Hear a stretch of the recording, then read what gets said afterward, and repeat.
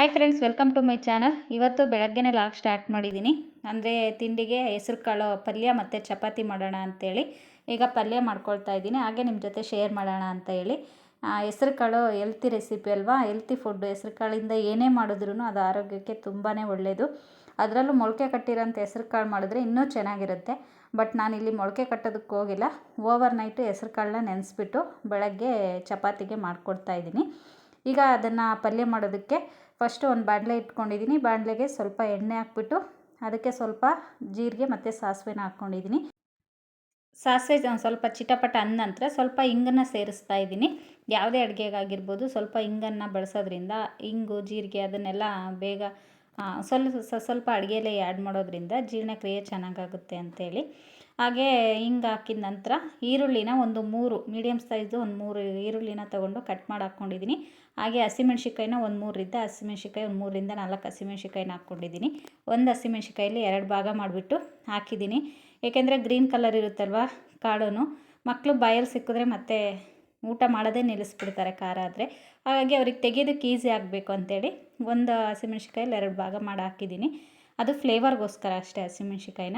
ಹಸಿಮೆಣ್ಸಿನ್ಕಾಯಿ, ಈರುಳ್ಳಿ, ಕರಿಬೇವು ಎಲ್ಲನೂ ಹಾಕ್ಬಿಟ್ಟು ಸ್ವಲ್ಪ ಈರುಳ್ಳಿ ಎಲ್ಲ ಸ್ವಲ್ಪ ಚೆನ್ನಾಗಿ ಫ್ರೈ ಆಗೋ ತನಕ ಬಾಡಿಸ್ಕೊಂಡು, ಆಮೇಲೆ ಒಂದು 3 ಟೊಮೊಟೊನ ಕಟ್ ಮಾಡಿ ಇಟ್ಕೊಂಡಿದ್ದೆ.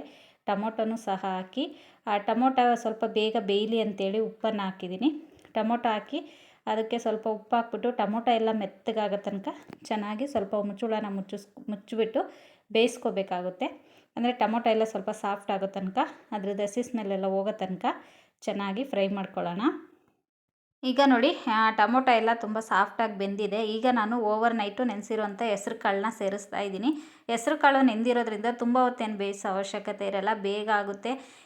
ಇದಕ್ಕೇ ಮಕ್ಕಳಿಗೆ ಸಲಾಡ್ ಥರ ಸ್ವಲ್ಪ ದಾಳಿಂಬ್ರೆ ಹಣ್ಣು, ತೆಂಗಿನಕಾಯಿ ತುರಿ, ಕೊತ್ತಂಬರಿ, ಸ್ವಲ್ಪ ಸೌತೆಕಾಯಿ ಎಲ್ಲ ಹಾಕ್ಬಿಟ್ಟು ಸಲಾಡ್ ಥರನೂ ಮಾಡಿಕೊಡ್ಬೋದು, ಅಂದರೆ ಸ್ನ್ಯಾಕ್ಸಿಗೆ. ನಾನಿಲ್ಲಿ ಚಪಾತಿಗೆ ಪಲ್ಯನ ಮಾಡ್ತಾಯಿದ್ದೀನಿ. ಹಾಗಾಗಿ ಈಗ ಒಂದು ಸ್ವಲ್ಪ ಹೆಸ್ರು ಕಾಳನ್ನು ಹಾಕ್ಬಿಟ್ಟು ಹೆಸ್ರು ಕಾಳಿಂದು ಸ್ವಲ್ಪ ಚೆನ್ನಾಗಿ ಎಣ್ಣೆಯಲ್ಲಿ ಫ್ರೈ ಮಾಡಿ, ಆಮೇಲೆ ಅದಕ್ಕೆ ಸ್ವಲ್ಪ ಸಾಂಬಾರು ಪೌಡ್ರ್, ಅಂದರೆ ನಾವು ಸಾಂಬಾರು ಪೌಡ್ರ್ ಸಪ್ರೇಟ್ ಮಾಡ್ಕೊಳ್ತೀವಿ, ಧನಿಯಾ ಪೌಡ್ರಲ್ಲ. ನೀವೇನಾದರೂ ಧನಿಯಾ ಪೌಡ್ರ್ ಯೂಸ್ ಮಾಡಿದ್ರೆ ಸ್ವಲ್ಪ ಗರಂ ಮಸಾಲಾನ ಆ್ಯಡ್ ಮಾಡಬೇಕಾಗುತ್ತೆ. ಇಲ್ಲ ಅಂತಂದರೆ ಸಾಂಬಾರು ಪೌಡ್ರನ್ನ ಅಚ್ಕಾರದ ಪುಡಿ ಬಿಟ್ಬಿಟ್ಟು ಸಾಂಬಾರು ಪೌಡ್ರನ್ನ ನೀವು ಯೂಸ್ ಮಾಡ್ಬೋದು. ನಾನಿಲ್ಲಿ ಸಾಂಬಾರು ಪೌಡ್ರು ಮತ್ತು ಅಚ್ಕಾರದ ಪುಡಿ ಜೊತೆಗೆ ಸ್ವಲ್ಪ ಅರಿಶಿನ ಪುಡಿ 3 ಸೇರಿಸ್ತಾ ಇದ್ದೀನಿ. ಸೇರಿಸ್ಬಿಟ್ಟು ಸ್ವಲ್ಪ ಚೆನ್ನಾಗಿ ಫ್ರೈ ಮಾಡ್ಕೊಳ್ಳೋಣ. ಈಗ ನೋಡಿ, ಮಸಾಲೆದು ಹಾಕಿದ್ವಲ್ಲ, ಧನಿಯಾ, ಖಾರದ ಪುಡಿ ಮತ್ತು ಸಾಂಬಾರು ಪೌಡ್ರೆಲ್ಲ, ಅದೆಲ್ಲ ಒಂದು ಸ್ವಲ್ಪ ಹಸಿ ಸ್ಮೆಲ್ಲೆಲ್ಲ ಹೋಗೋ ತನಕ ಫ್ರೈ ಮಾಡಿಕೊಂಡು ಲಾಸ್ಟಲ್ಲಿ ಹಸಿ ತೆಂಗಿನಕಾಯಿ ತುರಿ ಮತ್ತು ಕೊತ್ತಂಬರಿ ಸೊಪ್ಪು, ಇದಕ್ಕೆ ಸ್ವಲ್ಪ ತೆಂಗಿನಕಾಯಿ ಜಾಸ್ತಿ ಕ್ವಾಂಟಿಟಿಲಿ ಹಾಕ್ಕೊಂಡ್ರೆ ಇನ್ನೂ ಚೆನ್ನಾಗಿರುತ್ತೆ ಪಲ್ಯ. ಹಾಗಾಗಿ ನಾನು ಸ್ವಲ್ಪ ಜಾಸ್ತಿನೇ ಹಾಕ್ಕೊಂಡಿದ್ದೀನಿ. ಇಷ್ಟನ್ನು ಹಾಕ್ಬಿಟ್ಟು ಹೆಸ್ರು ಕಾಳು ಸ್ವಲ್ಪ ಬೇಯೋದಕ್ಕೆ ಒಂದು ಸ್ವಲ್ಪ ನೀರನ್ನು ಸೇರಿಸ್ತಾ ಇದ್ದೀನಿ. ಆದರೆ ರುಚಿಗೆ ತಕ್ಕಷ್ಟು ಉಪ್ಪನ್ನು ಹಾಕ್ಬಿಟ್ಟು, ಆವಾಗ ಟೊಮೊಟೊ ಮೆತ್ತಗಾಗಲಿ ಅಂತ ಸ್ವಲ್ಪ ಮಾತ್ರ ಹಾಕಿದ್ದೆ. ಇವಾಗ ಪಲ್ಯಕ್ಕೆ ಎಷ್ಟು ಬೇಕೋ ಅಷ್ಟು ಉಪ್ಪನ್ನು ಹಾಕ್ಬಿಟ್ಟು ಜೊತೆಗೆ ಸ್ವಲ್ಪ ನೀರನ್ನು ಹಾಕಿ ಒಂದು ಸಲ ಚೆನ್ನಾಗಿ ಮಿಕ್ಸ್ ಕೊಟ್ಬಿಟ್ಟು ಮುಚ್ಚಳನ ಮುಚ್ಚಿ ಬೇಯಿಸ್ಕೊಂಡ್ರೆ ಪಲ್ಯ ರೆಡಿಯಾಗುತ್ತೆ. ತುಂಬ ಸುಲಭವಾಗಿ ಮಾಡ್ಕೊಳ್ಳೋ ಅಂಥ ಪಲ್ಯ. ಈಗ ಮುಚ್ಚಳನ ಮುಚ್ಚಿ ಒಂದು 10 ನಿಮಿಷ ಬೇಯಿಸ್ಕೊಂಡ್ರೆ ಸಾಕಾಗುತ್ತೆ. ಈಗ ನೋಡಿ, ಚೆನ್ನಾಗಾಗಿದೆ ಪಲ್ಯ. ಈಗ ಮುಚ್ಚಳ ತೆಗೆದು ತೋರಿಸ್ತಾ ಇದ್ದೀನಿ. ನೀರೆಲ್ಲ ಬಿಟ್ಕೊಂಡಿದೆ ನೋಡಿ. ಅವಾಗವಾಗ ಸ್ವಲ್ಪ ಕೈ ಆಡಿಸ್ತಾ ಇರಬೇಕು. ಇನ್ನೂ ಸ್ವಲ್ಪ ಬೇಯಬೇಕು. ತುಂಬ ಅಂದರೆ ಚಪಾತಿಗಾಗಿರೋದ್ರಿಂದ ಸ್ವಲ್ಪ ಸಾಫ್ಟಾಗಿ ಬೆಂದ್ರೇ ಚೆನ್ನಾಗಿರೋದು. ಫುಲ್ ಸ್ಮೂತ್ ಆಗೋ ತನಕ ಚೆನ್ನಾಗಿ ಬೇಯಿಸ್ಕೊಳ್ಳಿ. ಈಗ ಕಂಪ್ಲೀಟಾಗಿ ಹಾಕಿರೋಂಥ ನೀರೆಲ್ಲ ಹಿಂಗ್ಬಿಟ್ಟು ಪಲ್ಯ ಚೆನ್ನಾಗಾಗಿದೆ ನೋಡಿ. ಈಗ ನಾನು ತೋರಿಸ್ತಾ ಇದ್ದೀನಲ್ಲ, ಆ ರೀತಿಯಾಗಿ ಬೇಯಬೇಕು. ಅಂದರೆ ಸೈಡ್ ಡಿಶ್ ಆಗಿ ಅನ್ನ ರಸಮ್ ಅದ್ರ ಜೊತೆ ಆದರೆ ನೆಂಚ್ಕೊಳಕ್ಕಾದರೆ ಸ್ವಲ್ಪ ಗಟ್ಟಿ ಇದ್ದರೂ ಚೆನ್ನಾಗಿರುತ್ತೆ. ಬಟ್ ಚಪಾತಿ, ದೋಸೆ ಆ ಥರದಕ್ಕೇನಾದರೂ ಆದರೆ ಈ ರೀತಿಯಾಗಿ ಸಾಫ್ಟಾಗಿ ಬೇಯಬೇಕು. ಇನ್ನು ಪಲ್ಯ ಎಲ್ಲ ರೆಡಿ ಆಯಿತು. ಇನ್ನು ಮಕ್ಕಳಿಗೆ ಸ್ನ್ಯಾಕ್ಸ್ಗೋಸ್ಕರ ಹಾಕೋದಕ್ಕೆ ಫ್ರೂಟ್ಸ್ನ ಕಟ್ ಮಾಡ್ತಾ ಇದ್ದಾರೆ. ಅನಾನಸ್ನ ಇವತ್ತು ಕಟ್ ಮಾಡ್ತಾ ಇದ್ದಾರೆ, ಪೈನಾಪಲ್ನ. ಅಂದರೆ ಇದು ಸ್ವಲ್ಪ ರಿಸ್ಕ್ ಕಟ್ ಮಾಡೋದು, ಹಾಗಾಗಿ ನಮ್ಮ ಮನೆಯವ್ರಿಗೆ ಕೊಟ್ಟಿದ್ದೀನಿ ಕಟ್ ಮಾಡೋದಕ್ಕೆ. ಪಪ್ಪಾಯ ಮತ್ತು ಈ ಥರದ್ದು ಪೈನಾಪಲ್ಲು ಮತ್ತು ಕರ್ಬೂಜ ಆ ಥರದ್ದು ಏನಾದರೂ ಫ್ರೂಟ್ಸು, ಕಲ್ಲಂಗಡಿ, ವಾಟರ್ ಮೆಲನ್ ಆ ಥರದ್ದಾದರೆ ನಮ್ಮ ಮನೆಯವ್ರಿಗೆ ಹೇಳ್ತೀನಿ ಕಟ್ ಮಾಡೋದಕ್ಕೆ. ಇನ್ನು ಆಪಲ್ಲು, ಆರೆಂಜು, ದಾಳಿಂಬ್ರೆ ಅದನ್ನೆಲ್ಲ ನಾನೇ ಕಟ್ ಮಾಡಿ ಹಾಕ್ತೀನಿ. ಈಗ ಅದನ್ನು ಕಟ್ ಮಾಡ್ತಾ ಇದ್ದಾರೆ. ಮಕ್ಳಿಗೆ ತುಂಬ ಇಷ್ಟ ಇದು. ನನ್ನ ಮಗಳಿಗಿಂತ ಮಗನಿಗೆ ತುಂಬ ಇಷ್ಟ. ಅದು ಇನ್ನೂ ಸ್ವಲ್ಪ ಹಣ್ಣಾಗಬೇಕಿತ್ತು. ಬಟ್ ಹಠ ಅಂದರೆ ಹಠ. ಬೇರೆ ಫ್ರೂಟ್ಸ್ ಹಾಕ್ಕೊಂಡು ಹೋಗಂದ್ರೆ ಇಲ್ಲ ಪಪ್ಪ ನಂಗೆ ಅದೇ ಬೇಕಂತ ಹಠ ಮಾಡ್ದ. ಹಾಗಾಗಿ ಅದನ್ನೇ ಕಟ್ ಮಾಡಿಕೊಟ್ವಿ. ಸ್ವಲ್ಪ ಉಳಿಯಿತು, ಆದರೂ ಮಕ್ಕಳು ಚೆನ್ನಾಗಿ ತಿಂತಾರೆ. ನನಗೆ ಅಷ್ಟು ಹುಳಿ ಇದ್ದರೆ ನಂಗೆ ಅಷ್ಟು ಇಷ್ಟ ಆಗೋಲ್ಲ. ಅವ್ರು ಚೆನ್ನಾಗಿ ತಿಂತಾರೆ. ಅದನ್ನೇ ಹಾಕ್ಕೊಂಡೋದ್ರು ಬಾಕ್ಸಿಗೆ. ಇನ್ನು ನಾನು ಲಂಚ್ ಬಾಕ್ಸ್ ರೆಡಿ ಮಾಡ್ತಾಯಿದ್ದೀನಿ ಇವಾಗ. ಮಕ್ಕಳಿಗೆ ಹಾಕ್ಕೊಟ್ಟಿದ್ದೀನಿ, ತಿಂತಾ ಇದ್ದಾರೆ ಅವರು, ರೆಡಿಯಾಗಿದ್ದಾರೆ ಆಲ್ರೆಡಿ. ಈಗ ನನ್ನ ಮಗನಿಗೆ ಮತ್ತು ಮಗಳಿಗೆ ಇಬ್ಬರಿಗೂ ಬಾಕ್ಸ್ ರೆಡಿ ಮಾಡ್ತಾಯಿದ್ದೀನಿ. ನನ್ನ ಮಗನಿಗಾದರೆ ಚಪಾತಿನ ಹಾಗೇ ಹಾಕ್ತೀನಿ, ಅವನಿಗೇನು ಮುರಿದ್ಬಿಟ್ಟು ಹಾಕಲ್ಲ. ಬಟ್ ನನ್ನ ಮಗಳಿಗೆ ಈ ರೀತಿ ಮುರಿದ್ಬಿಟ್ಟು ಹಾಕ್ತೀನಿ. ಅವಳಿಗಿನ್ನ ಅಷ್ಟಾಗಿ ಕಟ್ ಮಾಡ್ಕೊಂಡು ತಿನ್ನೋದಕ್ಕೆ ಬರಲ್ಲ. ಹಾಗಾಗಿ ಅವನಿಗೆ 2.5 ಚಪಾತಿ ಹಾಕ್ತೀನಿ, ಇವಳಿಗೆ 1.5 ಹಾಕ್ತೀನಿ. ಟೋಟಲ್ ಇಬ್ಬರಿಂದ 4 ಚಪಾತಿ ಹಾಕ್ತೀನಿ. ಅಂದರೆ ನನ್ನ ಮಕ್ಳು ಏನು ಗೊತ್ತಾ, ಯಾವತ್ತೂ ಖಾಲಿ ಅಂದರೆ ವಾಪಸ್ಸು ನನಗೆ ಅದು ತಿನ್ನಲಿಲ್ಲ ಇದು ತಿನ್ನಲಿಲ್ಲ ಅಂತ ಎಂದೂ ವಾಪಸ್ ತೊಗೊಬಂದಿರೋ ಇದೇ ಇಲ್ಲ ಫ್ರೆಂಡ್ಸ್.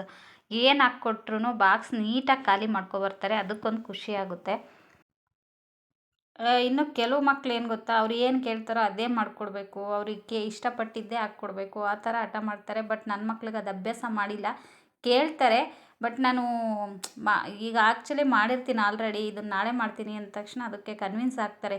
ಇಲ್ಲ ನನಗೆ ಇವತ್ತೇ ಬೇಕು, ಈಗಲೇ ಬೇಕು ಅಂತ ಹಠ ಮಾಡಲ್ಲ. ಬಟ್ ಅವ್ರಿಗೆ ಇಷ್ಟ ಆಗೋ ಥರನೇ ಎಲ್ಲನೂ ಮಾಡಿಕೊಡ್ತೀನಿ. ಅವ್ರು ಕೇಳೋದ್ಕಿಂತ ಮುಂಚೆನೇ ಮಾಡಿರ್ತೀನಿ. ಬಟ್ ಏನಾದರೂ ಕೇಳಿದ್ದಾರೆ ಅಂತ ಅಂದರೆ ಆಗ ಅದೇ ಬೇಕು, ತಕ್ಷಣಕ್ಕೆ ಬೇಕು ಅಂತ ಅವ್ರು ಇದು ಮಾಡಲ್ಲ. ನಾಳೆ ಮಾಡ್ತೀನಿ, ನಾಡಿದ್ದು ಮಾಡ್ತೀನಿ ಅಂದರೆ ಅಡ್ಜಸ್ಟ್ ಮಾಡ್ಕೊತಾರೆ. ಮತ್ತು ಇದು ಬೇಡ ಅಂತೇಳಿ ಅವ್ರಿಗೆ ಇಷ್ಟ ಇಲ್ದಿರೋದು ನನಗೆ ಬೇಡ. ಆ್ಯಕ್ಚುಲಿ ಹಾಗಲಕಾಯಿನೂ ತಿಂತಾರೆ ಅಂತ ಎಷ್ಟೋ ಸರಿ ಹೇಳಿದ್ದೀನಿ. ನಂಗೆ ಅದು ಬೇಡ ಇದು ಬೇಡ ಅಂತ ಹಠ ಮಾಡಲ್ಲ. ಏನು ಹಾಕ್ಕೊಡ್ತೀನೋ ಅದು ನೀಟಾಗಿ ಖಾಲಿ ಮಾಡ್ಕೊಂಬರ್ತಾರೆ. ಹಾಗಾಗಿ ತುಂಬ ಖುಷಿಯಾಗುತ್ತೆ ನನಗೆ ಬಾಕ್ಸ್ ಪ್ಯಾಕ್ ಮಾಡೋಕ್ಕೆ ಹೇಳ್ಬೇಕು ಅಂದರೆ. ಇನ್ನು ಇಬ್ಬರು ಮಕ್ಕಳಿಗೂ ಬಾಕ್ಸ್ ಎಲ್ಲ ರೆಡಿ ಮಾಡಿದ್ದಾಯಿತು. ಇನ್ನು ನನ್ನ ಮಗಳಿಗೆ ತಲೆ ಬಾಚಬೇಕು. ಅವಳಿಗೆ ಇತ್ತೀಚೆಗೆ ನನಗೆ ಟೇಪ್ ಹಾಕು ಅಂತ ಹಠ ಮಾಡ್ತಾಳೆ. ಅದೇನು ತುಂಬ ಇಷ್ಟ ಅವಳಿಗೆ ಟೇಪ್ ಹಾಕ್ಕೊಳ್ಳೋದು ಅಂದರೆ. ಅವ್ರು ಲಾಸ್ಟ್ ಟೈಮು ಸ್ಕೂಲಿಗೆ ಫುಲ್ ಲೇಟ್ ಆಗಿಬಿಟ್ಟಿದೆ. ಆ್ಯಕ್ಚುಲಿ ತಂದು ಇಟ್ಟಿದ್ದೀನಿ ಟೇಪು, ಅದನ್ನು ಎಡ್ಜಸ್ಸು ಸ್ವಲ್ಪ ಸುಡಬೇಕಲ್ವಾ, ಹಾಗಾಗಿ ಅದನ್ನು ರೆಡಿ ಮಾಡಿಲ್ಲಮ್ಮ, ನಾಳೆ ಹಾಕ್ತೀನಿ ಅಂದರೆ ಕೇಳಲಿಲ್ಲ. ಅದರಲ್ಲಿ ಮಾತ್ರ ಅವಳು ಕನ್ವಿನ್ಸ್ ಆಗಲ್ಲ. ಊಟದಲ್ಲಾದ್ರೂ ಅದರಲ್ಲಿ ಮಾತ್ರ ಅವಳು ಸ್ಕೂಲ್ಗೆ ಸಾಕ್ಸು, ಶೂ ಮತ್ತು ಟೇಪು ಎಲ್ಲನೂ ರೆಡಿ ಇರಬೇಕು. ID ಕಾರ್ಡ್ ಪ್ರತಿಯೊಂದೂ ಏನೂ ಬಿಟ್ಟೋಗಲ್ಲ, ನೀಟಾಗಿ ರೆಡಿಯಾಗಿ ಹೋಗ್ತಾಳೆ. ಹಠ ಮಾಡಿದ್ಲು ಅಂಥೇಳಿ ಅವ್ಳಿಗೂ ಟೇಪ್ ಹಾಕಿ ಕಳಿಸ್ದೆ, 2 ಜಡೆಗೆ 2 ಟೇಪ್ ಹಾಕಿ. ಇನ್ನು ಮಧ್ಯಾಹ್ನಕ್ಕೆ ಬಸ್ಸಾರು ಮಾಡಿದ್ದೆ, ಸಬ್ಬಕ್ಸಿ ಸೊಪ್ಪಿನ ಬಸ್ಸಾರು ಮತ್ತು ಅನ್ನ ಮಾಡಿದ್ದೆ. ಮುದ್ದೆ ನೈಟ್ ಮುದ್ದೆ ಮಾಡ್ಕೊಳ್ಳೋಣ, ಮಕ್ಕಳು ಸ್ವಲ್ಪ ತಿಂತಾರೆ ಅಂತೇಳ್ಬಿಟ್ಟು ನೈಟಿಗೆ ಮುದ್ದೆ ಮಾಡೋಣ ಅಂಥೇಳಿ ಇವಾಗ ಬರೀ ಅನ್ನ ಮಾತ್ರ ಮಾಡಿದ್ದೆ. ಅನ್ನ ಮತ್ತು ಸಬ್ಬಕ್ಸಿ ಸೊಪ್ಪಿನ ಬಸ್ಸಾರು ಮಾಡಿದ್ದೆ. ಈಗ ನಮ್ಮ ಮನೆಯವ್ರಿಗೆ ಹಾಕ್ಕೊಡ್ತಾ ಇದ್ದೀನಿ. ಅವರು ಊಟಕ್ಕೆ ಮಧ್ಯಾಹ್ನ ಮನೆಗೆ ಬರ್ತಾರೆ. ಹಾಗಾಗಿ ಎಲ್ಲಾದರೂ ದೂರ ಹೋಗಿದ್ರು ಅಂದರೆ ಮಾತ್ರ ಆ್ಯಕ್ಚುಲಿ ಬರೋಕ್ಕಾಗಲ್ಲ. ಅಂದರೆ ತುಂಬ ರೇರ್ ಅವರು ಹೋಟ್ಲಲ್ಲಿ ತಿನ್ನೋದು, ಮನೆ ಊಟನೇ ತಿನ್ನೋದು. ಮಧ್ಯಾಹ್ನ ಅವರು ಡೈಲಿ ಮನೆಗೇ ಬರೋದು. ಹಾಗಾಗಿ ಊಟ ಅವ್ರು ಬಂದ ತಕ್ಷಣ ಊಟ ಹಾಕ್ಕೊಟ್ಬಿಟ್ಟು ನಾನು ಸ್ವಲ್ಪ ನನ್ನ ಫ್ರೆಂಡ್ ಮನೆಗೆ ಹೋಗಿ ಬರ್ತೀನಿ ಅಂತ ಹೇಳ್ಬಿಟ್ಟು ಬಂದೆ. ಒಂಚೂರು ಬಾಣ್ಲೆಗೆ ಹಾಕಿ ಬಿಸಿ ನನ್ನ ಮಾಡಿ, ಬಾಣ್ಲೆಗೆ ಹಾಕಿ ಒಂಚೂರು ಬಿಸಿ ಮಾಡ, ತಿನ್ನೋಕ್ಕಾಗಲ್ಲ, ಮೆತ್ತಗೆ ಇದಾವೆ. ಏನು ಸಣ್ಣ ಏನಕ್ಕೆ ಆಗ್ತವೆ? ಹಾಂ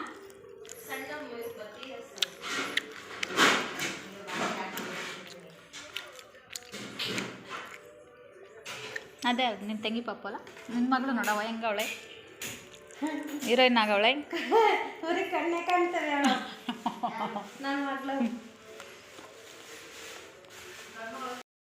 ಇನ್ನು ಅವ್ರ ಮನೆ ಹತ್ರ ಹೋಗಿದ್ದು, ಇದು ಬ್ಲೌಸು ಅವಳು ಚೆನ್ನಾಗಿ ಹೊಲಿತಾಳೆ ಬ್ಲೌಸ್ ಎಲ್ಲ. ಹಾಗಾಗಿ ನಾನು ಇಷ್ಟು ದಿನ ಟಚ್ ಬಿಟ್ಟಿದ್ನಲ್ವ, ಬ್ಲೌಸ್ ಹೊಲಿತಾ ಇರಲಿಲ್ಲ. ಹಾಗಾಗಿ ಒಂದು ಸ್ವಲ್ಪ ಪ್ರಾಬ್ಲಮ್ ಆಗಿತ್ತು ಬ್ಲೌಸ್ದು ಸ್ಲೀವ್ ಹತ್ರ ಅಟ್ಯಾಚ್ ಮಾಡ್ಕೊಳ್ಳೋದು. ಹಾಗಾಗಿ ಅದನ್ನು ನೀಟಾಗಿ ರೆಡಿ ಮಾಡಿಸ್ಕೊಬರೋಣ ಅಂತೇಳಿ ನೋಡಿ ಇಷ್ಟೆಲ್ಲ ಹೊಲ್ತಿದ್ದೀನಿ. ಬಾಡಿ ಪೀಸ್ ಎಲ್ಲ ಪೂರ್ತಿಯಾಗಿ ಕಂಪ್ಲೀಟ್ ಆಗಿದೆ. ಬಟ್ ಸ್ಲೀವ್ ಹತ್ರ ಮಾತ್ರ ಸ್ವಲ್ಪ ಪ್ರಾಬ್ಲಮ್ ಆಗಿತ್ತು. ಸ್ಲೀವು ಅಲ್ಲಿ ಎಕ್ಸ್ಟ್ರಾ ಪೀಸ್ ಬರುತ್ತಲ್ವ, ಅದನ್ನ ಅಟ್ಯಾಚ್ ಮಾಡ್ಕೊಳ್ಳೋದು ಸ್ವಲ್ಪ ಕನ್ಫ್ಯೂಸ್ ಆಗ್ತಿತ್ತು. ಹಾಗಾಗಿ ಅವಳ ಹತ್ರ ಹೇಳಿಸ್ಕೊಬರೋಣ ಅಂತ ಹೋಗಿದ್ದೆ. ಯಾವ ಕೆಲಸ ಆದರೂ ಅಷ್ಟೇ ಅಲ್ವಾ, ಅದು ಮಾಡ್ತಾಯಿದ್ರೇ ಅಭ್ಯಾಸ. ನಮಗೆ ಸ್ವಲ್ಪ ಕನ್ಫ್ಯೂಸ್ ಆಯ್ತು. ಯೂಟ್ಯೂಬಲ್ಲಿ ನೋಡಿದರೆ ಸಿಕ್ಕಿರೋದು, ಬಟ್ ಅದನ್ನು ಯಾರು ಹುಡ್ಕೊಂಡು ಕೂತ್ಕೊಳ್ತಾರೆ. ಅವಳೇ ಇದ್ದಾಳಲ್ವ, ಹೆಂಗೋ ಮಾತಾಡಿಸ್ದಂಗೂ ಆಗುತ್ತೆ, ಹೇಳ್ಸ್ಕೊಬಂದಂಗೆ ಆಗುತ್ತೆ ಅಂತ ಹೋದೆ. ಅವ್ರ ಮನೆ ಮುಂದಂತೂ ತುಂಬಾ ಚೆನ್ನಾಗಿರುತ್ತೆ ವ್ಯೂಸು. ಅಂದರೆ ವ್ಯೂವು ಮನೆ ಹಿಂಗೆ ಮುಟ್ಟಿದ್ರೇ ತೆಂಗಿನ ಮರ ಎಲ್ಲ ಸಿಗುತ್ತೆ, ಗರಿ ಎಲ್ಲ, ಅಂದರೆ ಓನರ್ದು. ಚೆನ್ನಾಗಿದೆ ಮನೆ ಮುಂದೆಗಡೆ ಎಲ್ಲ ಒಳ್ಳೆ ಗಿಡಗಳು, ಸುತ್ತ ಹಸಿರು ವಾತಾವರಣ ಎಲ್ಲ ಚೆನ್ನಾಗಿದೆ ಅವ್ರ ಮನೆ ಮುಂದೆ. ಇನ್ನೂ ಹೋದ ತಕ್ಷಣ ಟೀ ಎಲ್ಲ ಮಾಡಿಕೊಟ್ಲು, ಕುಡಿದೆ. ಅಷ್ಟರಲ್ಲಿ ನಮ್ಮ ಮನೆಯವ್ರು ಫೋನೂ ಮಾಡಿದ್ರು. ಅಂದರೆ ರೇಷನ್ ಕೊಡ್ತಾಯಿದ್ದಾರೆ, ಕ್ಯೂನಲ್ಲಿ ನಿಂತ್ಕೋಬೇಕಲ್ವ. ಹಾಗಾಗಿ ಅವರು ಬಂದು ನಿಂತ್ಕೊ, ನಾನು ಸ್ವಲ್ಪ ಬ್ಯುಸಿ ಇದ್ದೀನಿ ಅಂತ ಅವ್ರು ಕೆಲ್ಸಕ್ಕೆ ಹೋದರು. ಹಾಗಾಗಿ ಮತ್ತೆ ತುಂಬ ಹೊತ್ತು ಇರೋದಕ್ಕಾಗಲಿಲ್ಲ, ಬೇಗನೆ ಫೋನ್ ಮಾಡಿದ್ರು, ಹೋದೆ. ಇನ್ನು ಅಷ್ಟರಲ್ಲಿ ರೂಪ ಟೀ ಮಾಡಿಕೊಟ್ಲು. ಟೀ ಮತ್ತು ಬಿಸ್ಕೆಟ್ ಕೊಟ್ಟರು. ಬಿಸ್ಕೆಟ್ ಏನು ತಿನ್ನಲಿಲ್ಲ ನಾನು, ಟೀ ಅಷ್ಟೇ ಕುಡಿದ್ಬಿಟ್ಟು, ಅದು ಇಷ್ಟ ನನಗೆ ಮಂಡಕ್ಕಿ ಅವಲಕ್ಕಿ, ಅದನ್ನು ಚೆನ್ನಾಗಿ ತಿಂದೆ. ಇನ್ನು ಟೀ ಕುಡಿದ್ಬಿಟ್ಟು ಇದನ್ನು ನಾನು ಸ್ಟಿಚ್ ಮಾಡಿ ಕೊಡ್ತೀನಿ ನೀನು ಹೋಗು ಅಂತ ಹೇಳಿದ್ಲು. ಹಾಗಾಗಿ ಇನ್ನೇನು ಮತ್ತೆ ಮನೇಲಿ ಇದು ಮಾಡ್ಕೊಳ್ತೀಯ, ನಾನೇ ಸ್ಟಿಚ್ ಮಾಡಿಕೊಡ್ತೀನಿ ಅಂದ್ಲು, ಸ್ಲೀವ್ ಅಟ್ಯಾಚ್ ಮಾಡಿಕೊಡ್ತೀನಿ ಅಂದ್ಲು. ಹಾಗಾಗಿ ಸರಿ ಆಯಿತು ಅಂತೇಳ್ಬಿಟ್ಟು ನೋಡಿ ಅವಳು ಮಾಡ್ತಾ ಇದ್ದಾಳೆ ಯಾವ ರೀತಿ ಅಟ್ಯಾಚ್ ಮಾಡಬೇಕು ಅಂತ. ನೋಡ್ಕೊಬಿಟ್ಟು ಹೋಗು ಅಂದ್ಲು. ಹಾಗಾಗಿ ಒಂದು ಸ್ಲೀವ್ ನೋಡಿಕೊಂಡೆ ಯಾವ ರೀತಿ ಅಂತೇಳ್ಬಿಟ್ಟು ನೋಡಿಕೊಂಡು ಸರಿ ನಾನು ಮನೆಗೆ ಹೋಗ್ತೀನಿ ಅಂತೇಳಿ ಹೊರಟೆ. ಅವಳೇ ಸ್ಟಿಚ್ ಮಾಡ್ತಾ ಕೂತಿದ್ಲು. ಇದಾಗಿತ್ತು ಫ್ರೆಂಡ್ಸ್ ಇವತ್ತಿನ ವಿಡಿಯೋ. ಈ ವಿಡಿಯೋ ಏನಾದರೂ ನಿಮ್ಗೆ ಇಷ್ಟ ಆಗಿದ್ದರೆ ಪ್ಲೀಸ್ ಲೈಕ್ ಮಾಡಿ, ಕಮೆಂಟ್ ಮಾಡಿ, ಹಾಗೆ ಶೇರ್ ಮಾಡಿ. ಇನ್ನೂ ಯಾರೆಲ್ಲ ನನ್ನ ಚಾನಲ್ನ ಸಬ್ಸ್ಕ್ರೈಬ್ ಮಾಡ್ಕೊಳ್ದೆ ನೋಡ್ತಾ ಇದ್ದೀರಾ ಪ್ಲೀಸ್ ಸಬ್ಸ್ಕ್ರೈಬ್ ಮಾಡ್ಕೊಂಡು ನೋಡಿ ಫ್ರೆಂಡ್ಸ್, ಹಾಗೆ ಸಪೋರ್ಟ್ ಮಾಡಿ ಅಂತ ಹೇಳ್ತಾ ಇವತ್ತಿನ ಈ ವಿಡಿಯೋನ ಇಲ್ಲಿಗೆ ಎಂಡ್ ಮಾಡ್ತಾ ಇದ್ದೀನಿ. ಮತ್ತೆ ಸಿಗ್ತೀನಿ ನೆಕ್ಸ್ಟ್ ವಿಡಿಯೋದಲ್ಲಿ.